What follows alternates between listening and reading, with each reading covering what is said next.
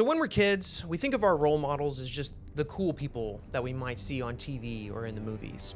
But now that we're adults and we have kids of our own, who do we really want our kids looking up to? Today on the Five Squad, we're talking about role models. Enjoy.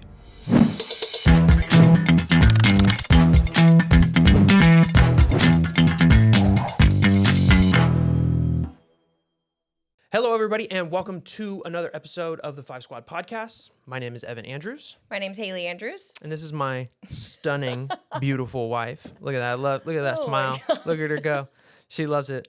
She loves all of that attention. So lovely. I love it. Yeah, you're my role model. Aw, You are a role model of mine. that is so nice. Look at that. You see how I did that right there? Guys, that's how you do that right there. That was so nice. Look at that. But I wasn't ready for that one. thank you, anybody, for tuning in today.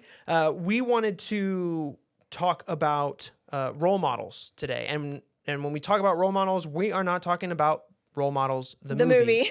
Even though I feel like I want to go home tonight and watch the movie. We'll have to look up and see where it's streaming and if we have the affordability to do that. But Anyways, moving on. Role models. This one was honestly a little bit hard for me to kind of think about when I was doing some of the planning for this, just because I had to really think to myself about role models and people in the past that I looked up to, again, outside of the intro there of the cool people that we used to see on TV. But, to start this episode off, the question that I have for you is who or, what comes to mind when I just say the term role model, like for you? I mean, I think it's just anybody that you look up to, different types of people that you aspire to be like, or different qualities that someone possesses that you hope to have or hope to become. Mm-hmm. But my traditional thought process of a role model is it has to be somebody that's a female. For me, I'm saying. Sure. But I think we identify with who we kind of really are. Right. But as we were planning this, I started to really dig deeper into like I said, the things that I like about people and personality types, and why you're drawn to people. Why I'm drawn to people, and it doesn't necessarily have to be me looking up to another female. Yeah, and you'll see that when I share my for people. me, like I said, when I was planning this, the first initial things that I would just go back to is who did I look up to as a kid, right? And as a kid, it was always oh, I want to be like that athlete, right? Or I want to be like that rock star, right? Or I want to be like that movie star or whatever. And while I don't think sometimes that has to be a bad, that doesn't have to be a negative role model, but more often than not, those celebrity type role models, we only know what we're given, right? And, we really and don't know sometimes what's their behind. Success is a little unattainable. You know what I'm saying? Yeah. In certain aspects of their life. For us, well, it's a manicured thing that we're given. Right, we don't always know everything about them. We only know, like you said, what's given. So we can't always look up to them per se because we don't know the whole story. Yeah. I think for me, this planning was a little bit more difficult because, and if you've watched our episodes or some of our episodes this far, I have had a tricky upbringing. And so certain aspects of my life led me to having a hard time figuring out who was my role model, or who did I look up to as a kid. I think that was difficult for me to think about as we were planning this. So who, what, and this, it might be a celebrity, it might be somebody like that, but who's in your eyes, looking back as early as you can remember, who do you feel as a was kid? As a kid, that's somebody, and it doesn't necessarily have to be a celebrity. It could have been a teacher. I think my grandmother. Oh, wow. So a family member. I think so. Yeah. I think a lot of people say a grandparent. I think because I lived with my grandmother for a lot of my younger life until I was 9, with my mom, obviously. But I've also just watched her all my life be the glue of our family. Yeah. And especially as we've all gotten older and have our own families and our own children, it's harder and harder for us all to get together. But she just has this presence about her that is so positive and so uplifting. she tended to always be the one person that reminded me I could get through it. So I think as a kid, that was what I needed. Yeah. And she was always a constant of reminding me, like, well, actually, she got me the book, The Little Engine That Could. And even when I graduated college, that was my gift from her, is like, if you think you can, you can. No, that's... So that's probably a good aspect of a role model, though, is a positive influence. Yeah. Right? Yeah. No, I wholeheartedly agree with that. When I was thinking about mine, I had to look back and I kind of reflected on, you know, how I am now. Yeah. And I tried to attribute who I thought made me who I was. Yeah. And I really just chalked that up to my mom and my stepdad. Yeah. You know, if you watched our last episode about step parents, if you didn't, go do it. Yeah, if you didn't, go do it. But we talked a little bit about him and how he, you know, did kind of mold my thought process and the way that I kind of carry myself and how I act with my family now. Yeah. But I attribute a lot of where I am now to them. I don't think I did when I was a kid. Right. Like I didn't ever. See what I mean? Like that's what when I was thinking about role model, I was like, I don't think you think about who you look up to as a kid until you're an adult, and it's like all hindsight, right? Like who was it that I was, you know, looking towards to guide me as I grew up, you know? Yeah. I had another one too, because I wanted to go outside of that. So like, obviously, yeah, mom, stepdad, but like I really wanted to think about somebody else in my life that I felt was kind of in my corner for whatever, even if it was a small amount of time or whatever. But I'll give some credit to one of my sports coaches. I don't think he was a teacher of mine. I don't think I had him as a class, but it was a guy by the name Coach Bakar. He was my football and basketball coach my 8th grade year.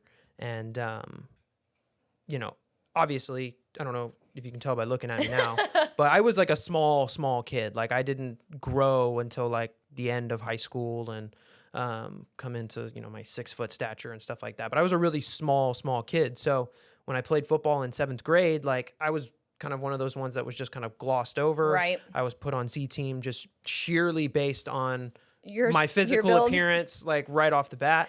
Poor guy. Kind of quickly, I made a name for myself though, because when they saw me outrun everybody, I was really fast. I kind of, you know, gained a little notoriety amongst the coaches there. But going into 8th grade, I moved up to B team, and Coach Bakar was the B team coach, and he, you know, coaches choose where the kids go or whatever. But you know, he made me the quarterback of the team and all of that, and it was like, it was cool to have somebody in your corner. Yeah, and like have that kind of belief in me. Right. Yeah. And then when basketball season came around, I remember, because I didn't make the basketball team 7th grade year. And I remember my Coach Bakar coming up to me, because he coached the boys B team basketball team as well. And he was like, "You didn't make the team last year?" And I was like, "No, I didn't." And he goes, "What did you do this summer?" And I was like, "Well, I played in a summer league." Right. And he was like, "Well, it definitely worked. I can, you know, whatever." And then ultimately that led me to being on the B team my 8th grade year. Which was just really cool, but I think I got a lot of that confidence also too from him saying things like that. And then in hindsight, looking back at it, makes me, you know, it makes me think about like when you're thinking about role models, you know, like who we have as role models now as adults is obviously going to be a little different as when we were kids. But you think about it as you're a kid, your immediate family, there's got to be someone you're looking towards as a role model in your immediate family, hopefully. Like for me, my grandmother, for you, your mom and stepdad or whatever. And then the next tier, I think that people gravitate towards is school, you know, because that's like, you spend most of your time there. So for you, it's a coach. For me, it was the guidance counselor. Because when my dad died, I was 8. So I was the same age as Callie and Christian now. So I was in 3rd grade. Right. And not that my mom wasn't equipped to really help me through it, but it was this guidance counselor's presence that really brought me through some like really difficult times. And then she just followed me through all the way through elementary. And then I went to a different junior high than most of the people in my grade. She followed me through that. Then I moved to Katie, and she followed me all the way through. And then she's actually one of the people that met up with me after college graduation. Oh, wow. And I explained to her like how much her presence for me was, you know, she was definitely a huge role model for me. And I think it comes from somebody giving you the confidence that you lack. Yeah. You know what I'm saying? Yeah. And I think is sometimes with, you know, what some people might say about the current state of our education system and whatever, I think that's a lot of the reason why you guys as educators continue to do it is for things like that. It's not about, you know, it's money. Not about it's grades, it's money, not or about anything any of else. that. It's all about pouring impacts into that you can make for kids.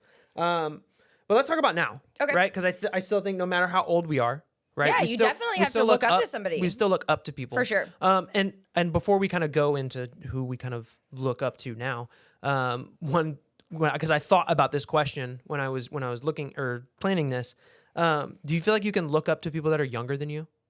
Okay, so that's a really difficult Because question. I have a coach right now who's younger than me. But yes, for I my really, business, and it's like, okay, so like your first thought when you ask that question is weird. like, no, that's weird. It's like cringy, right? Yeah. But like, why?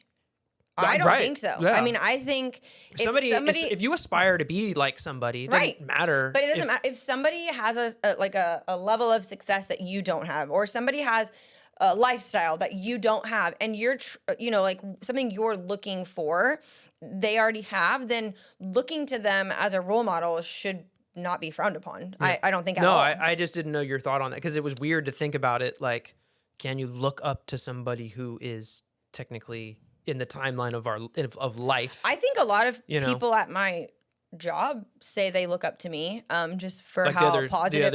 your coworkers. I think for like how positive I am or how I can handle certain situations, and I'm younger than most of the people at my job, so I don't think we shouldn't discriminate on age.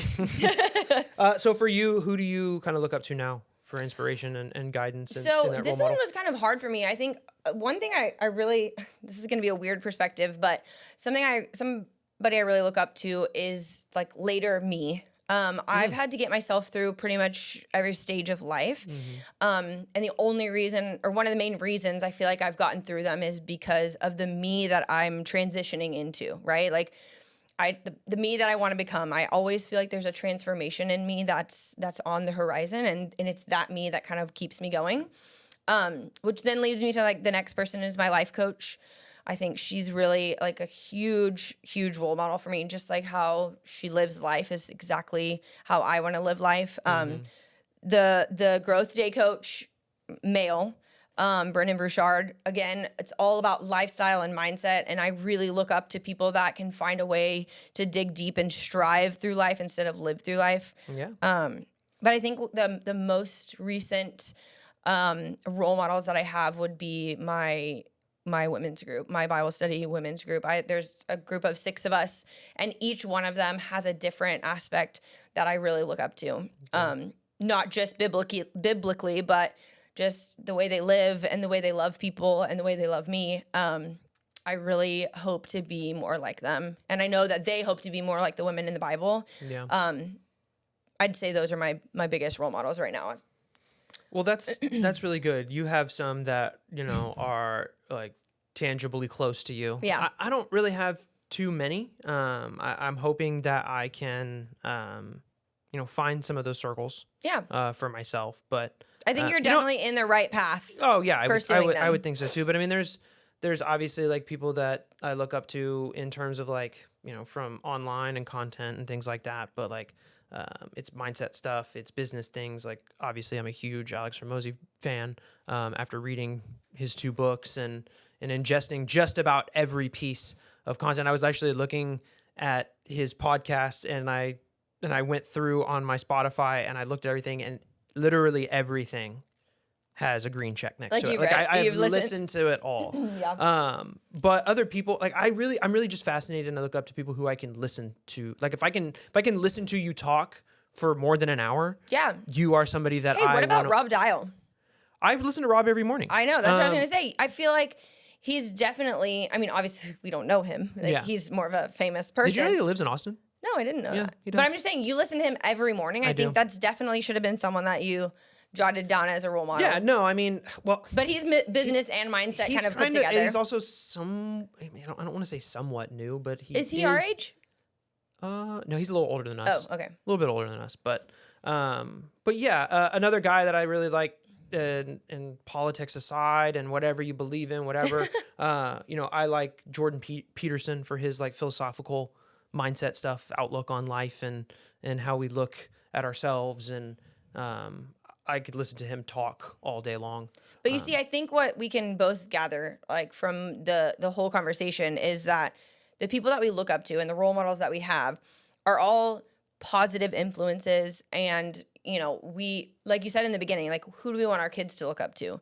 I mean, first of all, I hope they look up to us. I hope that it's similar to you looking towards your mom and Brian. I hope, and I think the kids will look up to us as role models for sure. But I hope for them that they look up to people that are doing the right things, whether we understand it or agree with it or not. Obviously, the generational differences, I mean, kids are looking up to YouTubers, and that's fine. Yeah. I just think as long as there's positivity and it's leading to growth, then, by all means, be looking up to whoever you can. Yeah. I could not agree more with that. But with that brings us to another end of another episode here. Yep. And this one was a good one. I mean, but I look up to you too.